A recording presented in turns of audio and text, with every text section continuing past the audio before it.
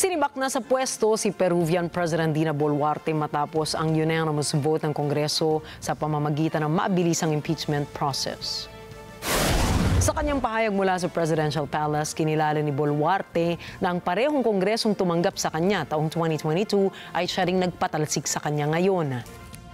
10 de octubre del 2025, después de 2 años, 10 meses y 3 días, me presento ante ustedes como la mujer que aquel 7 de diciembre del 2022, con valentía y amor por mi patria, asumí el mandato constitucional como presidenta de la República. Recibí con honor la banda presidencial por el Congreso de la República.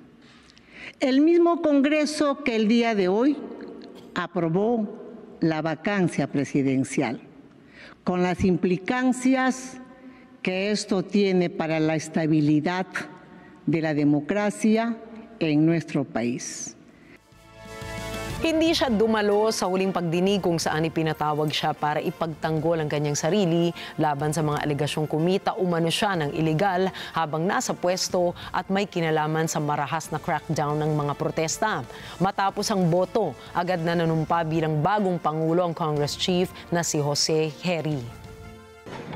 La promesa de comenzar a construir, sentar las bases de un país que permita justamente, con empatía, que permita justamente generar una reconciliación entre todos los peruanos.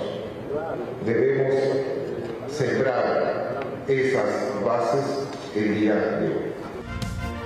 Sa labas naman ng Ecuadorian Embassy, nagtipo ng mga mamamayan na ang ilan ay nagdiriwang, nagwawagayway ng bandila at nagpatugtog ng musika.